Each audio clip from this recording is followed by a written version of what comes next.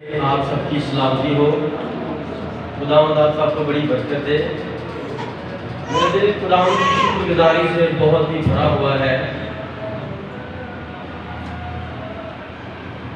मैं बड़ी देर से खुदावंद के ऊपर दुआ में रखा था कि खुदावंद को मुझे डाइस दे, और इस डाइस के लिए हमारे पास लकड़ियाँ पुरानी पुरानी थी। अभी भी आप चर्च के बाद साथ वाले कमरे में देखेंगे तो आपको बहुत सारी पुरानी लकड़ियाँ, चिपबोर्ड, कार्डबोर्ड नजर आएगा।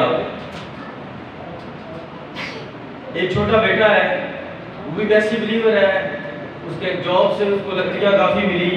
उसने कहा चाचू आपने ये काम करना है, डाइस बनाना है, तो यहाँ पर लकड़ियाँ हैं। तो मैंने उनको साफ कहा है कि चर्च में काम हो रहा है तो वहाँ पर इनकी ज़रूरत है। उसने मेरे से बात की कि वो मांगे हैं तो चाचू आप आकर इनको ले जाएं। उस बेटे को खुदा बरकत दे। उसने खुदा की खिदमत जानते हुए बड़ी मेहनत की और ऊपर छत से नीचे उतारा सारा सामान और यहाँ तक लाने में मदद और रहनुमाई। लेकिन अजीजों फिर भी मेरा दिल नहीं माना। लकड़ियाँ बहुत ज़्यादा थी, मैं उनसे बहुत कुछ बनवा सकता था, लेकिन मैंने कहा खुदा तेरी मर्जी। मैं तेरे लिए मेहनत करता हूँ, मैं चाहता हूँ कि मैं तेरे जलाल के लिए, तेरी खिदमत के लिए नई लकड़ी से ये चीज़ बनवाऊँ। और जो बच्चों पर यहाँ पर तारा काम कर रहा है हमारे दरमियान, शमीम, खुर्शीद, फाउंडेशन, जब वो यहाँ पर पहली मीटिंग, दूसरी मीटिंग में आए तो जब मैंने यहाँ ये कागज पकड़कर इसके ऊपर बाइबल रखी तो उन्होंने आपस में बातचीत की और फिर दोबारा उन्होंने मुझसे कहा कि हमारी तरफ से ये आपको गिफ्ट है। Hallelujah, hallelujah, hallelujah.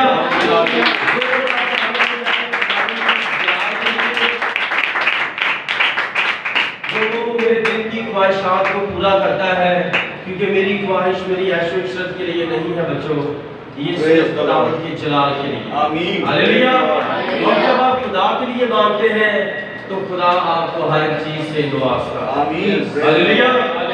अपनी दुआओं में चर्च की खिदमत को याद रखें, सारे इंतजामिया को, भाइयों को, जो भी खिदमतगार बहनें बेटियां हैं उन सबको याद रखें ताकि कोई भी किसी भी सबब से गिरे ना। हालेलुया। आए हम बड़ी आजनी और इंतसारी के साथ हम खुदावंद के जिंदा पाक कलाम में से पैदाइश की किताब और उसका पहला बाब और उसकी 11वीं और 12वीं आयत पढ़ेंगे, और उसके बाद यूहन्ना रसूल की इंजील और उसका 15वां बाब और उसकी पहली 7 आयत पढ़ेंगे। और खुदा ने कहा कि जमीन घास और बीजदार बूटियों को और फलदार दरख्तों को जो अपनी अपनी जिन्स के मुआफिक फलें और जो जमीन पर अपने आप ही में बीज रखें उगाए, और ऐसा ही हुआ। तब जमीन पर घास और बूटियों को जो अपनी अपनी जिन्स के मुआफिक बीज रखें और फलदार दरख्तों को जिनके बीज उनकी जिन्स के मुआफिक उनमें है उगाया, और खुदा ने देखा कि अच्छा है। खुदावंद के जिंदा पाक कलाम का पढ़ा और सुना जाना हम सबों के लिए बाइस से बरकत हो। दूसरा वाला मुकद्दस यूहन्ना रसूल की मार्फत लिखा गया पैगाम सारी दुनिया के नाम 15वां बाब और उसकी पहली 7 आयत। अंगूर का हकीकी दरख्त मैं हूँ और मेरा बाप बागबान है। जो डाली मुझ में है और फल नहीं लाती उसे वो काट डालता है, और जो फल लाती है उसे छांटता है ताकि ज्यादा फल लाए। अब तुम उस कलाम के सबब से जो मैंने तुमसे किया पाक हो। तुम मुझ में कायम रहो और मैं तुम में। जिस तरह डाली अगर अंगूर के दरख्त में कायम ना रहे तो अपने आप से फल नहीं ला सकती, उसी तरह तुम भी अगर मुझ में कायम ना रहो तो फल नहीं ला सकते। मैं अंगूर का दरख्त हूँ, तुम डालियां हो। जो मुझ में कायम रहता है और मैं उसमें, वही बहुत फल लाता है, क्योंकि मुझसे जुदा होकर तुम कुछ भी नहीं कर सकते। अगर कोई मुझ में कायम ना रहे तो वो डाली की तरह फेंक दिया जाता और सूख जाता है और लोग उन्हें जमा करके आग में झोंक देते हैं और वो जल जाती है। अगर तुम मुझ में कायम रहो और मेरी बातें तुम में कायम रहे तो जो चाहो मांगो वो तुम्हारे लिए हो जाएगा। खुदावन के जिंदा पाक कलाम का पढ़ा और सुना जाना हम सबों के लिए बाइस में बरकत हो। आमीन। हालेलुया। हालेलुया। मेरे अजीजों, इस कलाम मुकद्दस के जो दो हवाला जात आप सबके सामने तिलावत फरमाए हैं, मेरे अजीजों, इसका अनुमान है कलाम फरमुदा असल बीज है। सब बोलिएगा, कलाम फरमुदा असल बीज है। हालेलुया। कलाम फरमुदा असल बीज है। असल में कलाम ही बीज है और कलाम मुजस्सम हुआ और वो हमारे दरमियान रहा और हमने उसका ऐसा जलाल देखा जैसे बाग के इकलौते का जलाल। हालेलुया। मेरे दिलों, हम इंसान हैं। अगर हम जंगल में चले जाए तो वो एक अलग दुनिया है। हम जब किसी झुंड को देखेंगे तो वो हमें देखकर हैरान परेशान होंगे क्योंकि हम उनके लिए अजनबी हैं। वो डरेंगे कि हम उनको मारने के लिए आए हैं और जब वो हमसे डरेंगे, हम उनसे डरेंगे तो लड़ाई होगी क्योंकि हमारी नस्ल उनके साथ नहीं मिलती। इसी तरह कलाम जो असल बीज है वो किसी दूसरे बीज के साथ नहीं मिल सकता। हालेलुया। खुदावंद का नबी ब्रदर ब्रानम कहता है, खुदा ने अपने कलाम में फरमाया है कि खुदा ने घोड़े को पैदा किया। आमीन। और खुदा ने गधे को पैदा किया। गधे का फिदिया शरीयत की किताब में लिखा हुआ है। जब हम गधे गधियां रखते हैं, जब उनके बच्चे पैदा होते हैं और उसके सबब खुदावंद की शुक्रगुजारी के लिए वजीफा लिखा हुआ है कि आपने खुदावंद की किस तरह शुक्रगुजारी करनी है। लेकिन आप लोगों के सामने एक और जानवर नजर आता है, वो दूर से घोड़ा लगता है और पास जाए तो वो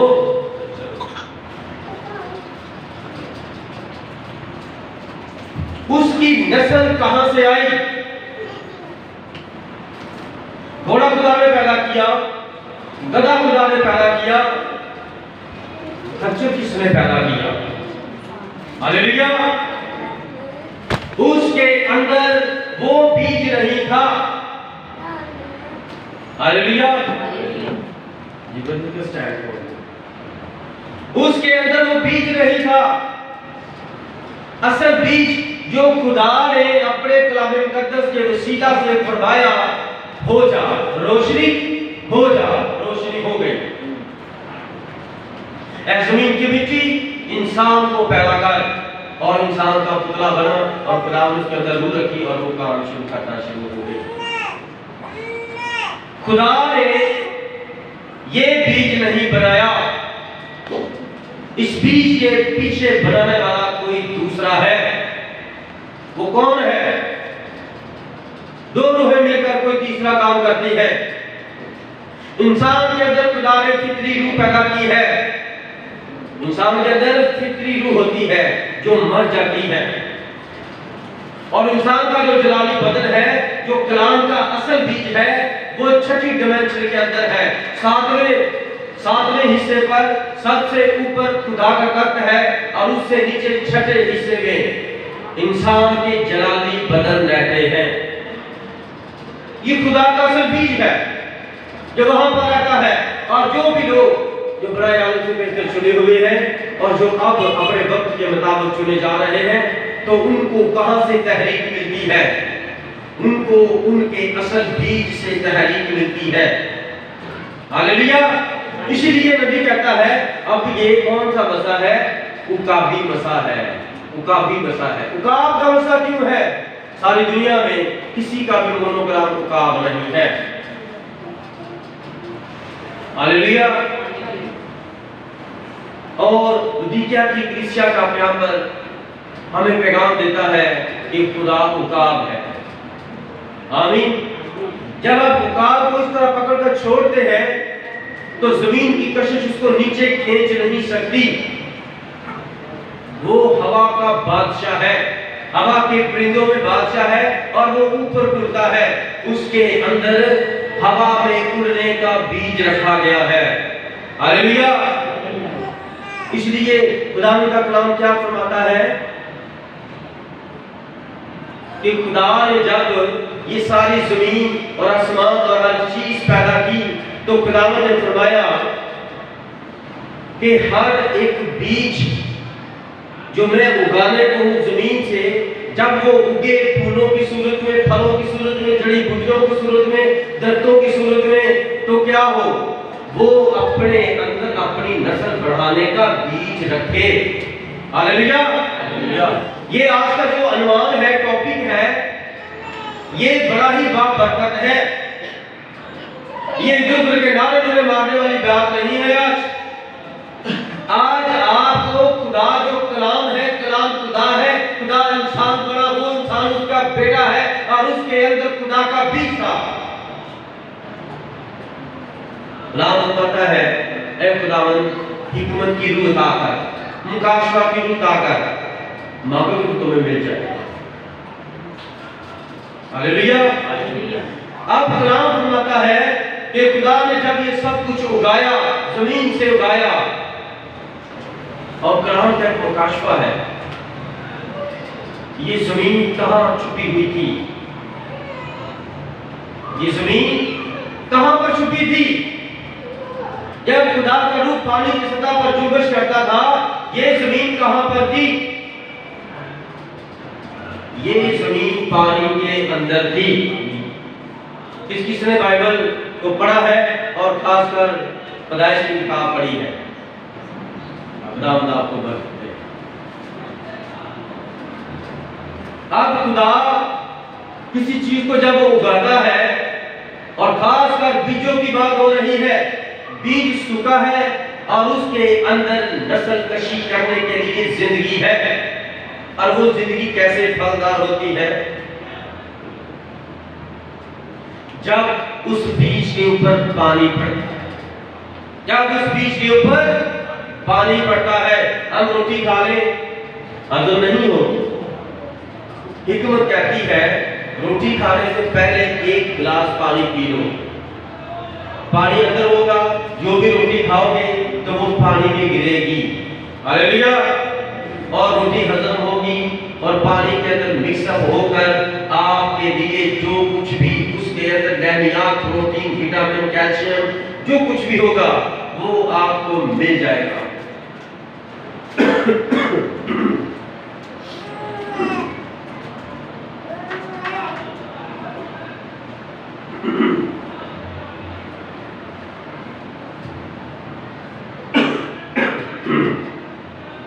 इसलिए मेरे अजीजों, खुदावंद का कलाम फरमाता है कि खुदा ने इब्तिदा से ही, ये जो लफ्ज़ है इब्तिदा, कलाम फरमाता है कि मैं अल्फा और ओमेगा, इब्तिदा और इंतहा हूं, मैं मर गया था, मैं जीता हूं और देख अब्दुल बाद जीता रहूंगा। जब ये दुनिया पैदा नहीं हुई थी तो क्या था? अब्दियत थी। खुदा क्या है? अब्दी है। तो खुदा ने अपने अंदर से अपने आप को जुदा किया, रूह से रूह जुदा हुआ, रूह से रूह जुदा हुआ। और जब रूह से रूह जुदा हुआ तो क्या ये दो खुदा हुए कि एक ही खुदा हुआ? दो खुदा हुए या एक ही खुदा हुआ? एक ही खुदा। रूह से रूह जुदा हुई और एक रूह जो जुदा हुई है वो नजर आता है, और उसका जलाली बदन है, वो नूर में नजर आता है, वो साए में नजर आता है, और वो गोले में नजर आता है, वो आग के अंदर नजर आता है, और वो अपनी जलाली सूरत में जिस तरह चाहता है उसी तरह वो फरिश्ता बनकर भी नजर आता है। खुदा की दहशत को, कुदरत को, जलाल को कोई देख नहीं सकता। खासकर इंसान इस बदन के अंदर खुदा को नहीं देख सकता।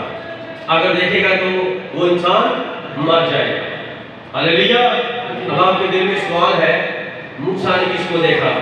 मूसा ने उस खुदा को देखा जो खुदा में से उसका जलाली बदन निकला था। हालेलुया। जिसे कलाम मुकद्दस रूह हक, खुदा का रूह और रूह कुदूस फरमाता है। आमीन। जब हम पाक रूह कहते हैं तो वो खुदा का रूह है, खुदा है। रूह हक कहते हैं वो कोई तीसरा अकलूम नहीं है, वो एक ओनली वन गॉड है, दो तीन खुदा नहीं है। Hallelujah, hallelujah. हम इंसान है और जब इंसान अपनी बीवी के साथ मिलता है तो इंसान के अंदर खुदा का इंसान को बढ़ाने का बीज है। तो जब इंसान औरत के साथ मिलता है तो औलाद पैदा होती है। Hallelujah, hallelujah, hallelujah. कलाम फरमाता है कि तुम मेरी नस्ल को जमीन पर भर दो, मैंने तुम्हें अपनी सुल्तानी पर पैदा किया है और तुम बढ़ो और फूलो और जमीन को मामूरो माकूम कर दो। मैं खुदा हूं, मैंने अपना बेटा आदम जमीन पर रखा और अपनी बेटी उसके अंदर से निकाली। हवा जो है, हवा जमीनी पैदाइश है। हवा कौन सी पैदाइश है?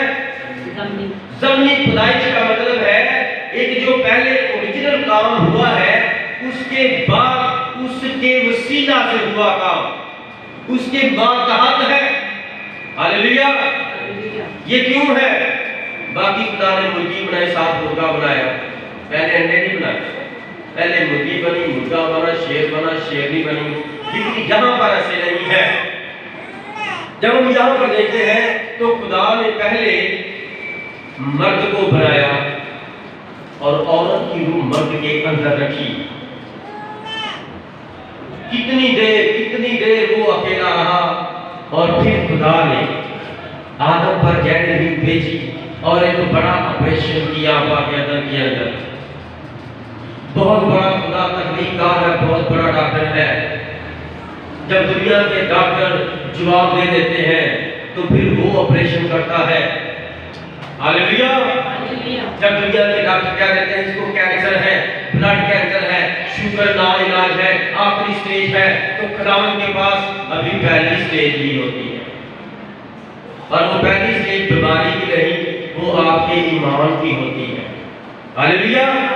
कलाम फरमाता है कि आप गुनाह क्या करते हैं? गुनाह क्या है? खुदा पर ईमान ना रखना ये गुनाह है। जो शख्स, जो बेटा और बेटी खुदा पर ईमान नहीं रखता वो क्या करता है? वो गुनाह करता। और गुनाह की मजदूरी ये चोरी करना, डाके डालना, शराब नोशी करना और हर तरह के बुरे बेहुदा काम करने जो खुदा के नजर बुरे हैं, ये गुनाह एक दरख्त है और उस दरख्त से निकली हुई ये शाखें हैं, ये उसकी ब्रांचेस है। आप इनके अंदर रहकर काम करते हैं, आप गुनाह करते हैं तो वो सिर्फ एतकाद नहीं रखते खुदा पर। हालेलुया। इसलिए मेरे अजीजों, खुदावंद का कलाम फरमाता है कि खुदा ने पहले मर्द को बनाया, उसके बाद औरत उसके अंदर से निकाली। खुदा का बड़ा अजीम मुकाशफा है। आपने जानवरों को, चरिंदों परिंदों को देखा है, ज्यादा खूबसूरत कौन नजर आता है? शेर या शेरनी? बड़ी खास बात है आपके साथ कर रहा हूं। मोर प्यारा है या मोरनी? हालेलुया। छोटे छोटे तोते प्यारे हैं या तोती? तोते का नाम है। इंसान अपने घर में तीतर रखता है, बटेर रखता है, कुत्ते रखता है, बिल्ली रखता है। क्यों रखता है? क्या वजह है? क्योंकि सबसे पहले खुदा ने इन सबको बनाया और बाद में आदम को बनाया। जानवरों का, चरिंदों परिंदों का इंसान के साथ बड़ा रिलेशन रहना है। हजार साल बादशाह के दरमियान फिर बागेदन के अंदर नए मुकद्दस यरूशलेम शहर में बकरियां भी होंगी, कुत्ते भी होंगे, शेर भी होंगे, ईगल भी होंगे और हर तरह की जो बुरी सोचे, बुरे काम करने वाले जानवर थे वो भी होंगे। लेकिन वहां वो कोई चीर फाड़ नहीं करेंगे, वहां पर कोई बुरी रूह नहीं होगी, खुदा पहले ही बुरी रूह को अथाह गड्ढे में 1000 साल के लिए बंद करेगा, उसके बाद अपने मुकद्दसों के साथ 1000 साल की बादशाही करेगा। और आपको पता कलाम में लिखा है मुबारक है वो जो दिल के हलीम है, क्योंकि वो जमीन के, ये जमीन के वारिस कौन होंगे? कौन जमीन का वारिस होगा?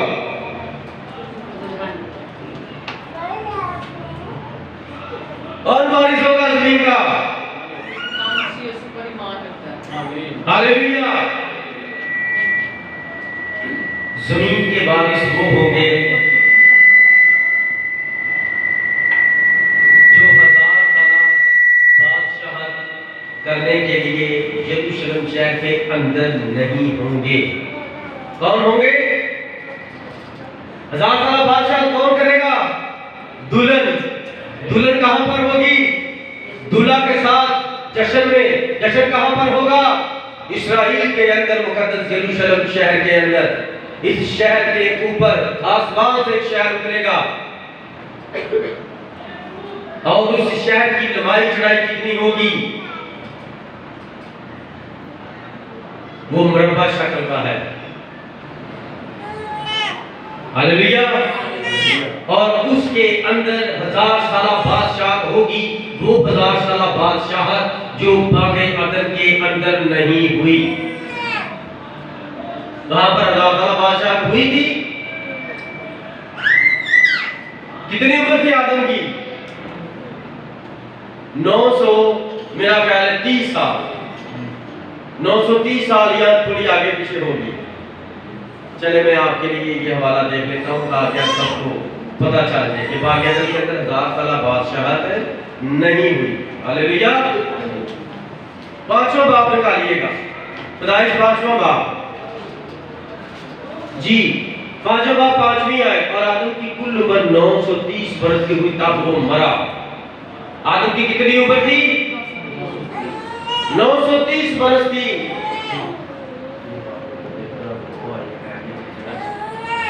930 साल, बाकी 70 साल पूरे नहीं हुए। बाकी 70 साल नहीं पूरे हुए मेरे अजीजों। अब हमें क्या करना है?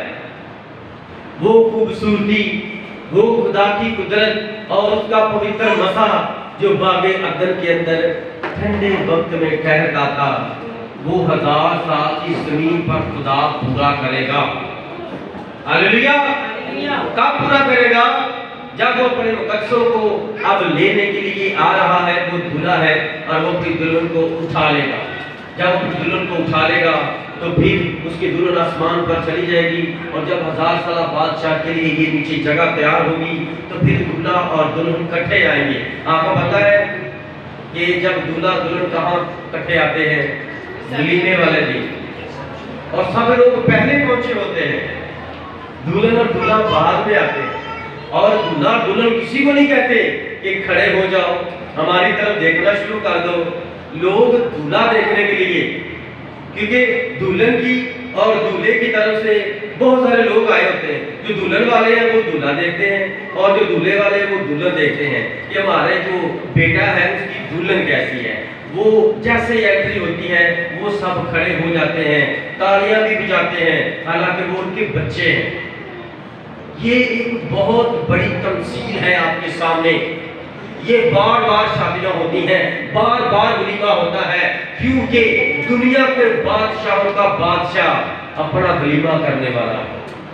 आपकी पहले से तैयारी हो कि वलीमे में किस तरह कपड़े पहने जाते हैं, वलीमे में किस तरह ताली बजाई जाती है, वलीमे में किस तरह स्टेयर करके दुल्हन को देखा जाता है और दिल से खुश हुआ जाता है कि बहुत अच्छी दुल्हन है, बहुत अच्छा दुल्हन है, दूल्हा है। और फिर उसके पास जाते हैं, उनको फिर विश करते हैं, मुबारकबाद देते हैं। जी भाई सलाम, खुदा आपको बरकत दे, आपकी बीवी बहुत अच्छी है। और उस वक्त क्या होगा? कलाम फरमाता है, ऐ मेरे बाप के मुबारक लोगों, आओ और जो तुम्हारे लिए बुराई आलम से पेशतर बादशाही तैयार की गई है वो बादशाही लो। और जो हलीम होंगे वो बाहर रहेंगे, यरूशलेम शहर से बाहर रहेंगे, और वो कलीसिया होगी तब 1000 साल बादशाह के लिए दुल्हन अंदर होगी, कलीसिया बाहर होगी। वो हलीम होंगे, मुसीबत से निकलेंगे और बाहर उनको जगह मिलेगी। वो खेती बाड़ी करेंगे, वो जानवर रखेंगे, जानवरों के साथ रहेंगे और कोई भी कत्लो गारत, कोई भी दरिंदा किसी बच्चे को बड़े को नहीं फाड़ेगा। हालेलुया। इसकी मिसाल भी हमें मिलती है। जब हम सर्कस में देखते हैं तो वो होता बब्बर शेर ही है, लेकिन वो किससे डरता है? वो छड़ी से डरता है। वो छड़ी उसको इस तरह करता है तो वो खड़ा हो जाता है, वो इस तरह करता है तो वो आग का जो दायरा बड़ा होता है उसके अंदर छलांग लगानी है। उसको छोटा सा, जब वो पपी का छोटा सा बच्चा था तब उसे मार मार के सिखाया जाता है। और कलाम फरमाता है अगर आप खुदा की नस्ल हैं तो आप खुदा है, क्योंकि यही वाला पड़ा है। मैं फिर पढ़ता हूँ और गौर से सुनिएगा। लिखा खुदा ने कहा कि जमीन घास और बीजदार बूटियों को और फलदार दरख्तों को जो अपनी अपनी चीज से मुआफिक फले और जो जमीन पर अपने आप ही में बीज रखें उगाए, और ऐसा ही हुआ। खुदावन ने सिर्फ जमीन को कहा था, खुदावन ने सिर्फ जमीन को कहा, कह दिया, हो गया। और अब जो इब्तिदा में जमीन और आसमान बना है, नबी कहता है, बाइबल कहती है, पैदाइश पहला बाब पहले खुदा ने इब्तिदा में जमीन और आसमान को पैदा किया, और दूसरी आयत कहती है जमीन इंसान और वीरान भी। ऐसा हो सकता है एक घर बनाने वाला घर बनाए तो वो वीरान तो नहीं बनाएगा। वीरान चीज बनती ही नहीं, वीरान होती है। वीरान चीज बनती नहीं, वीरान होती है। अब ये घर बनाया है, यहाँ पर इलेक्ट्रिक आग लग जाएगी, ये जल जाएगा, ये जल जाएगी, ये सारा धुएं से भर जाएगा, और जब आग इनको लगेगी दीवारों को ये फट जाएंगे, ये तबाह हो गए, संसान वीरान हो गई। लेकिन जब इसको बनाया गया बड़ी खूबसूरती के साथ, तो जब ये जमीन और आसमान बना तो ये बड़ा अरसा है, ये अरबन खरबन सालों का अरसा दराज है। क्या आप इस बात को जानते हैं? हालेलुया। नबी कहता है, मेरी बेटी लिपका कहती है कि हम स्कूल में स्टडी करवा रहे हैं। अबू जी मैं वहां पर पढ़ रही थी कि ये जो बड़े बड़े पहाड़ हैं, अगर इनको खोदा जाए, इनके अंदर कैल्शियम और कार्बोनेट और इस तरह की चीजें देखें तो वो अपना अरसा बताती है लाखों करोड़ों साल पुरानी। क्या जानते हैं बातों को? तो बेटी ने कहा, बाप जी क्या ये दुरुस्त है? आप नबी हैं, क्या हम ठीक सिखा रहे हैं? किताबों में ऐसे लिखा है। नबी ने कहा, बिल्कुल ठीक, बिल्कुल ठीक। आज कलाम के भेद आपके सामने खुलने को है। खुदा ने खुदा में ज़मीन और आसमान को पैदा किया, बड़ी खूबसूरती थी। आप खुदा की खूबसूरती देखना चाहते हैं तो खूबसूरत मनाज़र को देखें। लोग बड़ी बड़ी दूर सैर करने के लिए जाते हैं, मरी जाते हैं, नराम कगान जाते हैं, इस तरह की बड़ी बड़ी खूबसूरत जगहों को जाते हैं। ये किसने बनाई है? कोई इंसान नहीं ये खूबसूरती बना सकता। और इंसान इनको देखने के लिए क्यों जाता है कि हमारे अंदर वो जुस्तजू है, हम इसके बनाने वाले तक रसाई हासिल करना चाहते हैं। उनको देख कर क्या कहते हैं, क्या बात है, क्या बात, वो देखो यार आप शर्ट कितनी अच्छी लग रही है, वो देखो यार एक साइड से यार कैसा रंग, एक साइड से कैसा रंग, दिन चढ़ा हुआ है यार, क्या बात है। समुद्र की एक जगह ऐसी है, इस तरफ हरा पानी है, इस तरफ नीला पानी है, क्या बात, और वो पानी मिक्स भी नहीं हो रहा। ये कौन है जो इस तरह चलाने काम कर, जिसकी आप प्रतिष्ठ करने के लिए हर इतवार को जमा हो। आपको इन बातों का पता होना चाहिए। खुदा ने जब ये सब कुछ बनाया तो ये बहुत खूबसूरत था, इतना खूबसूरत था कि इंसान उस खूबसूरती को समझ भी नहीं सकता।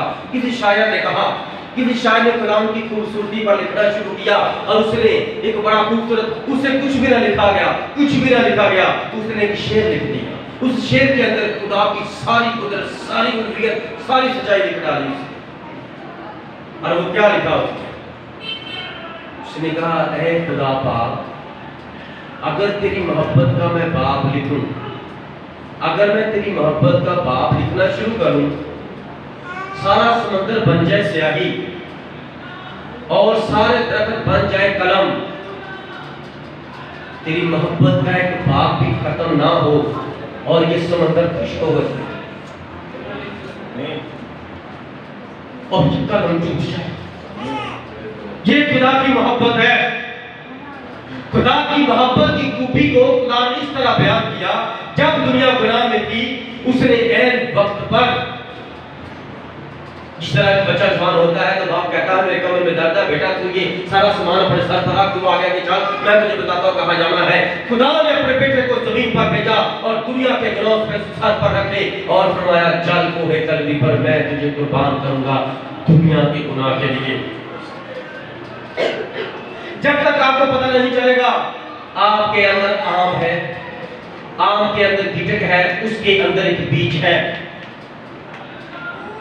जब तक आपको पता नहीं चलेगा आप कलाम से पैदा हुए हैं, खुदा ने कलाम किया इंसान मिट्टी से बन जाए, आप बन गए, आपके अंदर कलाम है। अगर आपको नहीं पता चला तो फिर आपके अंदर प्री डेस्टिनेशन बुराई आने से बेहतर का चुनाव नहीं है। आप खुदा के बेटे बेटियां नहीं है। आप इधर आपके सामने तमाशे करते रहे, रो रो के आपको कलाम सुनाते रहे, आपके अंदर वो कलाम का बीज नहीं है तो कैसे वो भूखेगा?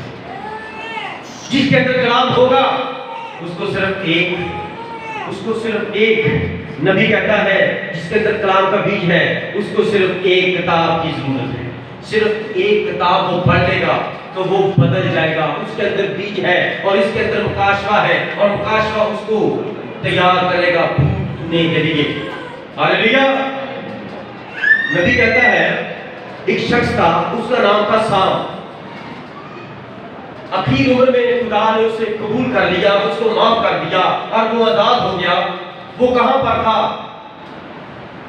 वो किसी जगह पर गुलाम था और वो गुलामों का बहुत बड़ा ग्रोह था और जिनके दरमियान वो गुलाम थे वो भी नाम के मसीही थे। क्या हुआ? एक वक्त आया, उन्होंने कहा कि ठीक है आप अपनी इबादत कर सकते हैं, आप ऐसे कोई बंदा इबादत का एहतमाम करवा लिया करे। उन्होंने कहा कि ठीक है आप कलाम की बातें काफी जानते हैं, हमारे बुजुर्ग हैं, आप सुनाया करें कलाम। तो वो खुदावंद की प्रति शुरू कर दी, खुदावंद की बातें शुरू कर दी, खुदावंद की दुआएं शुरू कर दी। वहां पर खुदावंद का मसाक़ात शुरू हो गया।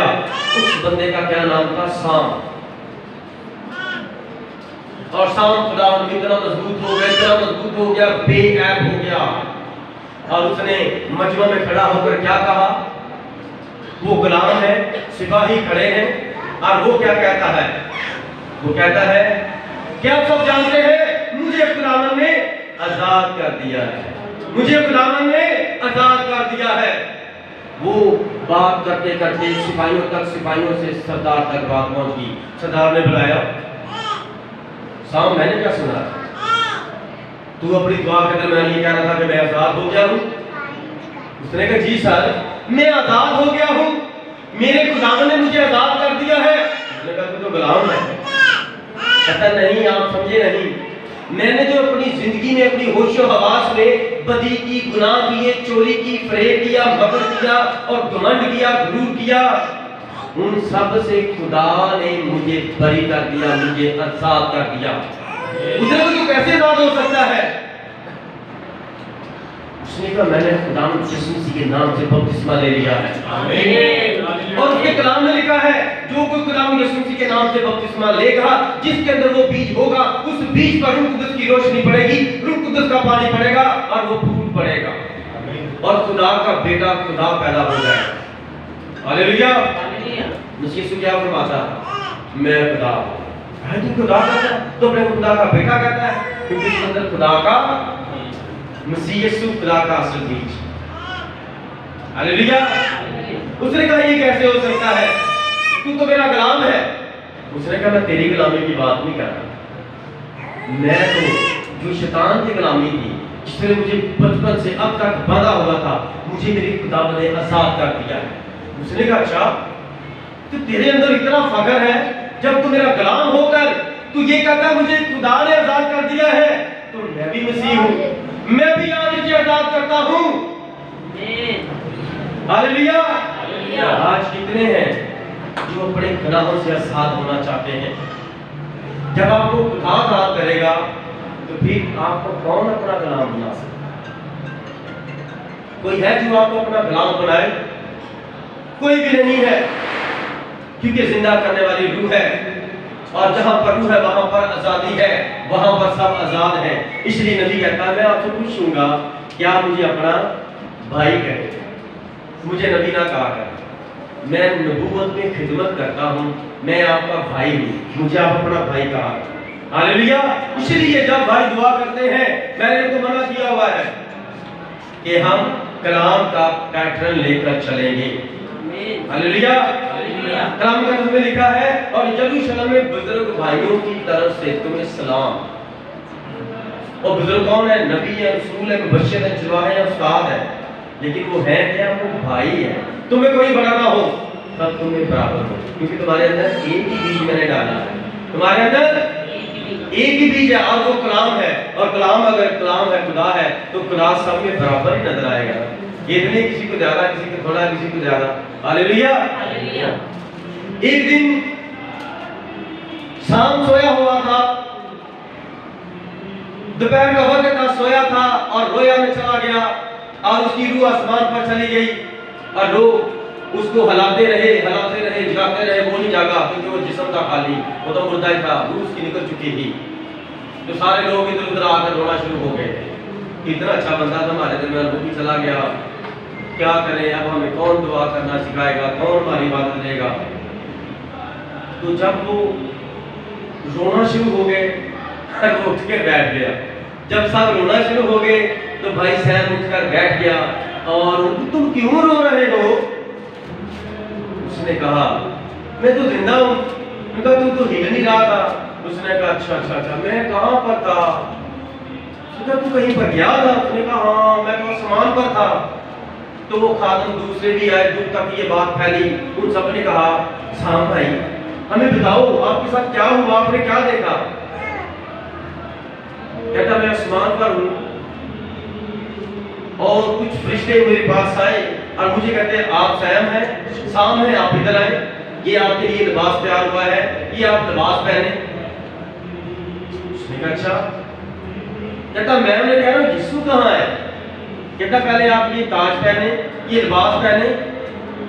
कहता मुझसे ये बातें मत करो, मेरे साथ ये बातें मत करो, मुझे ताज नहीं चाहिए, मुझे ये कपड़े नहीं चाहिए, मैं सिर्फ 1000 साल बादशाह में पड़े यीशु को देखना चाहता हूं।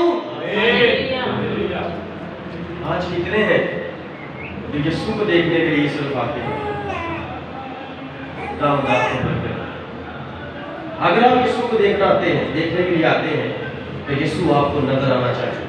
आपके अंदर ये वाला कामिल ईमान होना चाहिए, आधा ईमान भी होना चाहिए।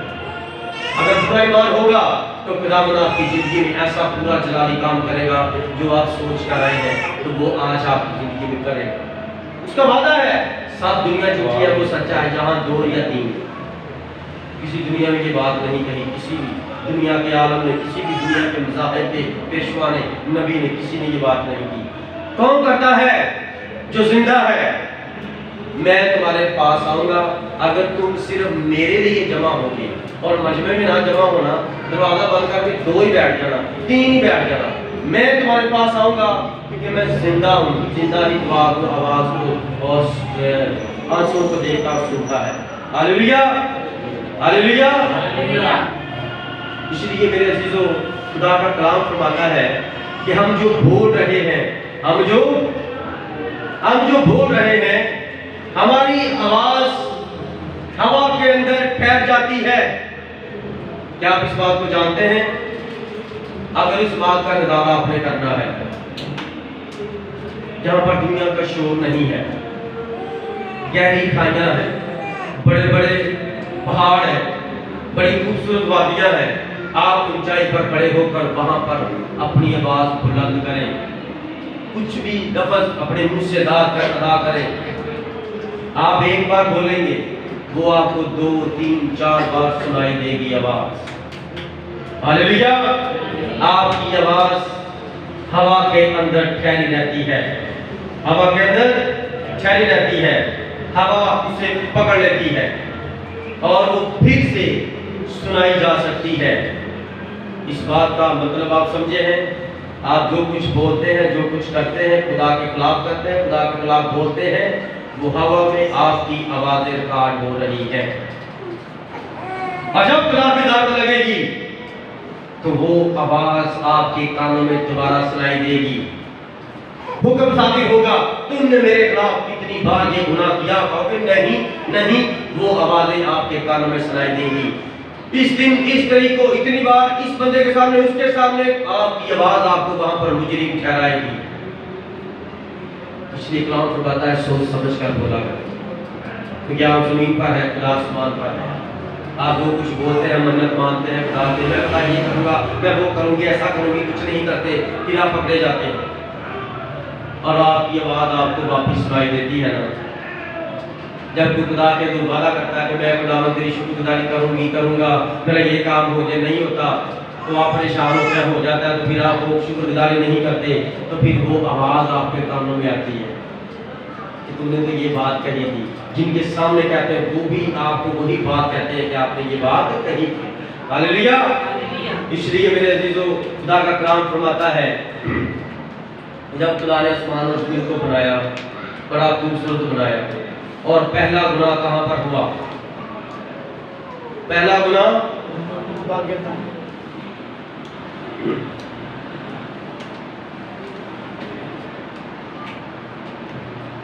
कहां पर हुआ? मैं 2 आयतें पढ़ूंगा, आपका जवाब आपको मिलेगा। खुदा इस पहला बाब पहली 2 आयत, खुदा ने इब्तिदा में जमीन और आसमान को पैदा किया और जमीन वीरान और सुनसान थी और गिराव के ऊपर अंधेरा था और खुदा की रूहानी सत्ता पर चौबीस करती थी। तो कलाम फरमाता खुदा ने आसमान और जमीन को पैदा किया। अभी पैदा कब हुए? अदालत कब हुई? तो कब वीरानियां आ गई? कब वीरानियां आ गई? क्या खुदा कोई वीरान चीज पैदा करेगा? अभी तो दूल्हों की शादी हुई है, तो अभी एक माह में वो बर्बाद कैसे हो सकती? कोई हंगामा होना चाहिए, बर्बादी के पीछे कोई तूफान होना चाहिए। पहला गुनाह याद रखना, पहला गुनाह आसमान पर हुआ। पहला गुनाह कहां पर हुआ? आसमान पर। आसमानी मखलूकात थी और जो हवा की अमलदारी का हाकिम है फरिश्ता, जिसे लातीनी ज़बान में लूसीफर कहते हैं। लूसीफर का मतलब है नूर बरदार, लेकिन ये उसका नाम नहीं है। ईसाया के 14वें बाब में, 14वें बाब के अंदर 12वीं आयत के अंदर उसको लिखा गया है सुबह का सितारा। मुकाशवा के 22वें बाब के अंदर सुबह का सितारा दाऊद के असल नस्ल मुकराम यसुसी है। मैं जब कलाम पेश कर रहा था, वहां पर एक पादरी आ गया। मैंने उससे कहा ये सुबह का सितारा ईसाया 14वें बाब वाला कौन है? कहता बिल्कुल बिल्कुल ठीक है। मैं आपसे पूछ रहा हूँ कौन है? कहता यसुसी। और क्या करने के लिए आया था? चर्च होल्ड कर रहा था, चर्च रन कर रहा था, विजन पे निकला हुआ था, और ये नहीं पता ईसाया के 14वें बाब के अंदर शैतान है या यीशु है। क्योंकि आज ये खुद पादरी बनते हैं। कलाम फरमाता है तुमने नहीं, मैंने तुम्हें चुन लिया, तेरे अंदर मेरा कलाम था बनाया, उस कलाम को मैंने पकड़ा है, मैं तुम्हें अपना खादम बनाऊंगा। मेरा वादा है कलाम के अंदर, मैं तुम्हारे अंदर रहूंगा। और ये जो सलने वाले चूजे हैं, ये कलाम के खादम के आगे ठहर नहीं सकते। कोई जवाब नहीं है इनके पास। क्या आपको अपना जवाब मिला? पहला गुनाह कहां पर हुआ? आसमान पर फरिश्तों के दरमियान हुआ। इसका जवाब आपको कहां से मिलेगा? ईसाया के 14वें बाब के अंदर, मुकाशवा के अंदर। जब आसमान पर जंग हुई, इब्लीस ने अनगिनत फरिश्तों को, लाखों करोड़ों फरिश्तों को खुदा के खिलाफ खड़ा कर दिया कि कोई खुदा नहीं है, मैं खुदा हूं, मैं सब कुछ करता हूं। लेकिन इब्लीस कुछ पैदा नहीं कर सकता, बनाई हुई चीजों को आपस में गंदा कर सकता है, मिलाकर दूसरी तीसरी चीज बना सकता है, कोई बीज पैदा नहीं कर सकता। वो सिर्फ खालिक और मालिक आपका मेरा खुदावंद यीशु पैदा करने वाला है। अगर शैतान पैदा कर सकता तो फिर 2 खुदा होते, लेकिन शैतान को खुदा ने बनाया है। याद रखिएगा, शैतान खुदा से बड़ा नहीं है, बल्कि इतना छोटा है, इतना छोटा है, गुनाह करने के बाद इतना छोटा हो गया, अपने रुतबे और मर्तबे से इतना गिर गया कि खुदा ने जमीन से इंसान को पकड़ा, उसको अपने इख्तियार दिया। तुम मेरे नाम से इब्लीस को निकालो। आपको पता ही नहीं है कि आप खुदा के बेटे हैं। जब आपको ये पता ही नहीं है तो फिर शैतान आपको ज़हन को फेर के रखेगा कि आपको पता ना चले। और जब आपको पता चल गया कि आप खुदा की बेटी हैं, बेटे हैं, तो शैतान आपको कभी आजमा नहीं सकता। सबसे पहला गुनाह कहां पर हुआ? आसमान पर हुआ। और जब आसमान से मीकाईल के फरिश्ते, खुदावंद ने मीकाईल को और फरिश्तों की फौज को उसके साथ कर दिया, एक साइड पे मीकाईल, एक साइड पे शैतान और उसके फरिश्ते, आसमान पर बड़ी जंग हुई। और कलाम फरमाता है कि इब्लीस और उसके फरिश्तों को आसमान से नीचे गिरा दिया गया। जब वो नीचे गिरा दिया गया अपने रुतबे से, मर्तबे से, अब एक फैक्ट्री का जीएम है, जब उसको निकाल देंगे तो वो क्या करेगा? क्योंकि फैक्ट्री उसके हुक्म से चलती है, मालिक को कोई नहीं देखता, जीएम को देखते हैं। जीएम किसी को निकाल दे, किसी को रख दे, वो जीएम की मर्जी है, वो मालिक के बाद मालिक है। इसी तरह सब फरिश्तों का हाकिम फरिश्ता खुदा ने ये बनाया था। इसने गुरूर किया, घमंड किया कि मैं खुदा से ऊंचा, खुदा से भी ऊंचा तक लगाऊंगा। आज भी बड़े बड़े लोग बड़े बड़े दावे करते हैं, खुदा के कलाम में कुछ लिखा वो कुछ बयान करते हैं, और वो उसी रूह की पैरवी करते हैं जो खुदा के मुखालिफ है। जब सबसे पहला गुनाह आसमान पर हुआ तो जमीन पर जब वो गिरा दिए गए तो उन्होंने जमीन पर तहस नहस मचा दी, खुदा की बड़ी ही खूबसूरत चीजों को तबाह कर दिया। हालेलुया। और जमीन क्या हो गई? जमीन वीरान और सुनसान हो गई थी। हालेलुया। जब ये जमीन इस तरह हो गई तो फिर जमीन को खुदा ने किसके अंदर छुपा दिया? पानी के अंदर छुपा दिया। अच्छा, जब कोई बीज होता है, अब देखो बीज बोने वाले की तफसीर यहां से हम लेंगे। बाइबल में लिखा है बोने वाला बीज बोने निकला, और कुछ राह के किनारे गिरे, और कुछ पथरीली जमीन पर गिरे, और कुछ अच्छी जमीन पर गिरे। जो राह के किनारे गिरे, धूप चढ़ी, वो और जले, पक गए, चिड़िया आई, उनके लिए बड़ी अच्छी खुराक थी, वो मजे मजे से खा गए।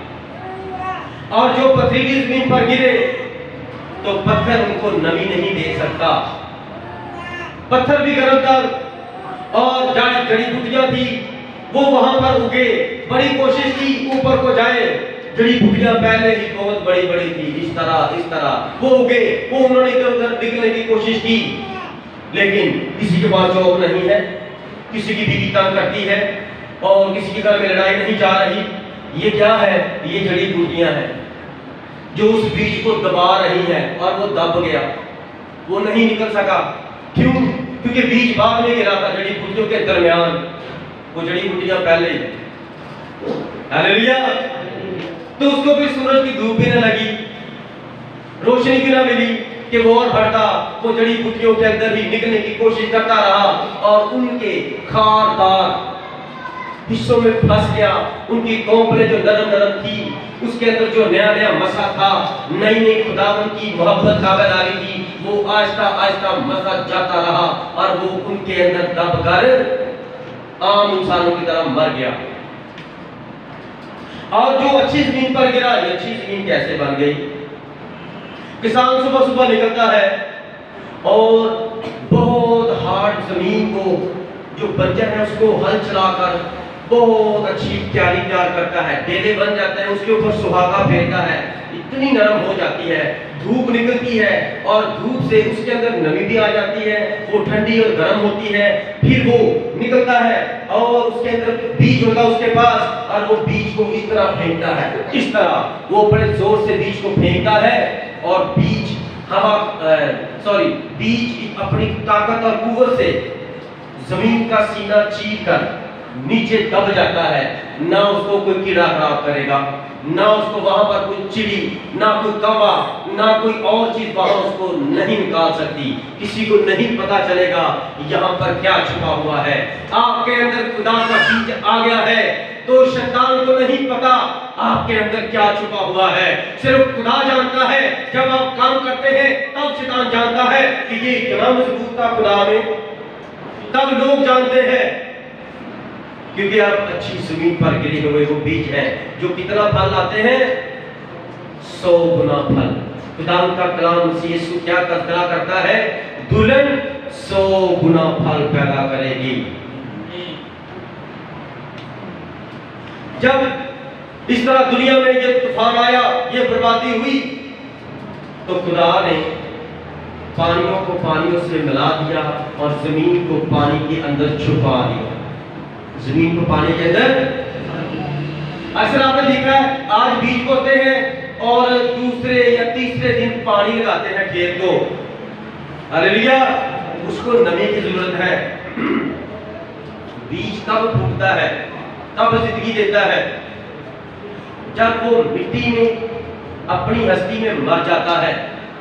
मिट्टी है, मिट्टी के अंदर पानी है और पानी जिंदगी को, कौमों कबीलों को जाहिर करता है मुकाशफे के मुताबिक, और वो पानी के अंदर गल सड़ के मर रहा है और सूरज की रोशनी उसके अंदर जो सूखी जिंदगी है उसको सैराब कर रही है और उसको इतना सैराब करती है उसकी तपश से कि वो पानी में और मिट्टी में मरकर इस तरह दो कोपरे निकालता है, एक ऊपर और एक नीचे, एक जड़ और एक तना। हालेलुया, आपकी जड़ किसके अंदर कायम है?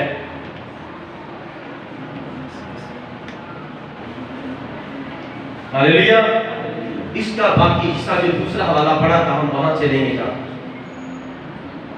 हालेलुया, अब कितनी देर जमीन पानी के अंदर रही और उस जमीन के अंदर कौन कौन था? उस जमीन के अंदर खुदा का बीज भी था, जड़ी बूटियों के बीज भी थे, जितने भी दरख्त है वो सब बीज उसके अंदर हैं।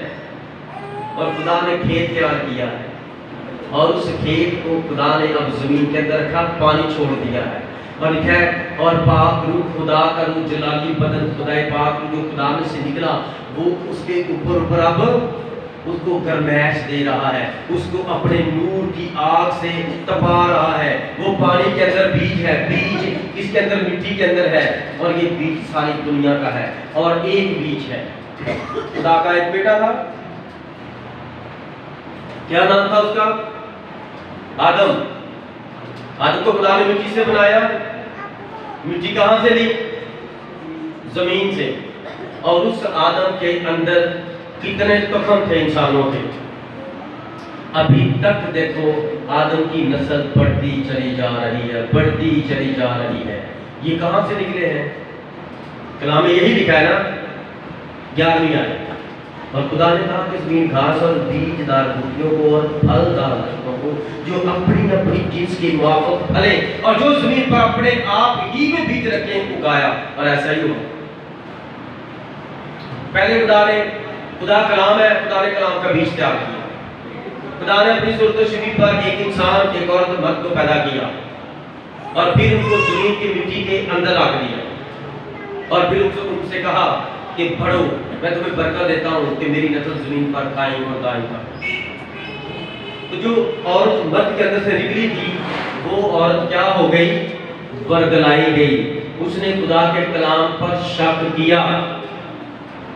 जब आप इब्लीस के कब्जे में आते हैं तो वो आपको किस तरह कब्जे में करता है? जब आपके सामने वो कलाम को उल्टा पेश करता है और आप उस पर आमीन करते हैं, तब आपके अंदर से मसा टूट जाता है खुदा के कलाम का। तब आप पकड़े जाते हैं। हालेलुया। फिर इब्लीस आपकी जिंदगी ले लेता है और आपकी जिंदगी को तबाह कर देता है, आपकी जिंदगी को नंगा कर देता है, तमाशा बना देता है। जिस तरह ये सर्कस करने वाले जानवरों को वो ये करना नहीं चाहते, उनको मार मार के करवाते हैं, इब्लीस भी फिर आप सबसे तमाशा करवाता है। आप करना नहीं चाहते लेकिन लोग इकट्ठे हुए हैं, वो कहता चल शराब पी और पखंड का। आप नहीं करना चाह रहे, आप आदमी यही करेंगे, मसीह के की रस्म मैनू पता नहीं लगा, मां मैं माफी मांगना मैनू नहीं पता लगा, मैनू समझ नहीं लगी कि हो। आपको समझ कैसे लगे? क्योंकि आपने कलाम का इनकार किया और आपके अंदर गलत बीज काम कर वो फूट पड़ा है। हालेलुया। इसलिए मेरे अजीजों, खुदा के कलाम पर शक मत करें। खुदा का कलाम ही खुदा है, वो असल फरमूदा बीज है। आमीन। अब देखें कि दूसरा हवाला था, उसकी तरफ आते हैं और फिर कलाम फरमाता है और खुदा ने जमीन को पानी में से निकाला। ये कौन बताता है? कौन सा नबी साहब बताता है? खुदावन की ग्रीसिया कलाम ने पढ़ी। कलाम खुदा है। आप कलाम पढ़ेंगे तो लोग बरकत पाएंगे। जब आप हवाला जल्दी जल्दी पाया करें। खुदावन का नबी पतरस रसूल अपने खत में ये बयान करता है कि खुदा ने जमीन को पानी में से निकाला। वो ये नहीं कहता कि ये खुदा है, इब्तिदा में उसने जमीन को पानी में से निकाला और जमीन के अंदर से हर चीज पैदा हुई।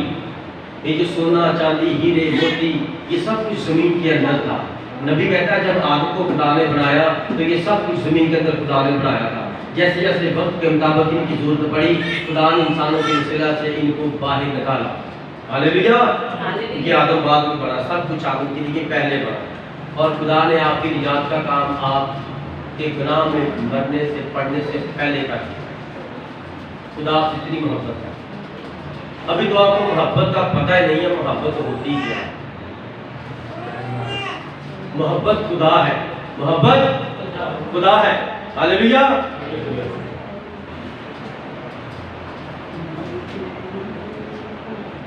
यूहन्ना की इंजील और उसका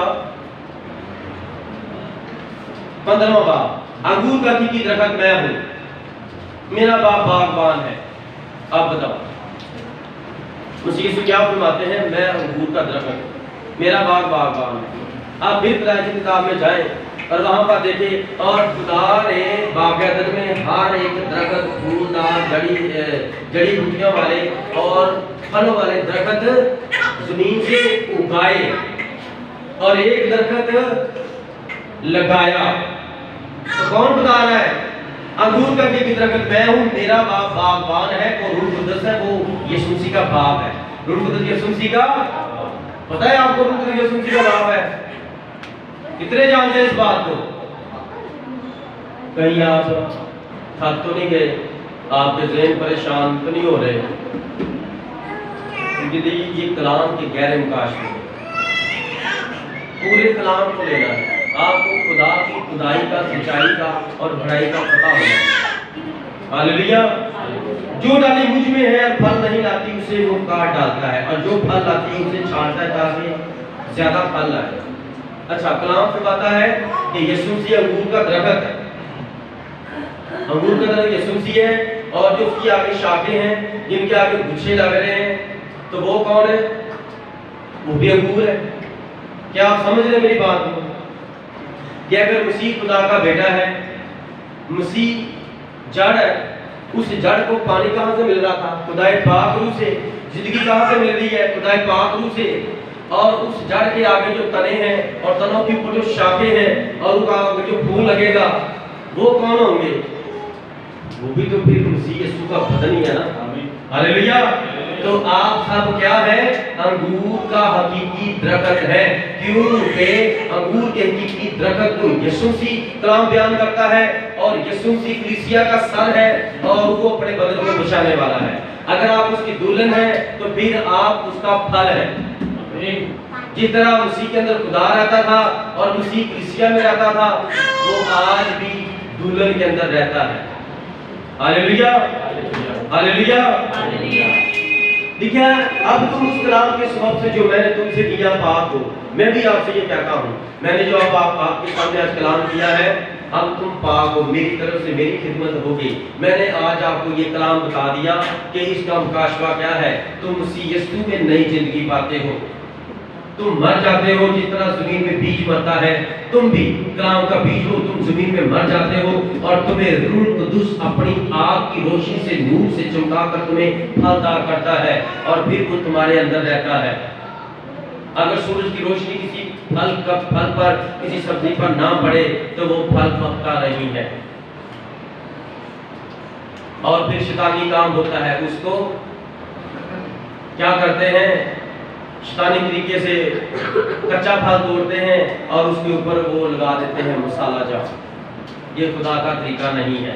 इसीलिए लोग इतना इतना अच्छा और इतना पायदार फल खाते हैं, लेकिन फिर भी कमज़ोर ही रहते हैं, कमज़ोर ही नजर आते हैं।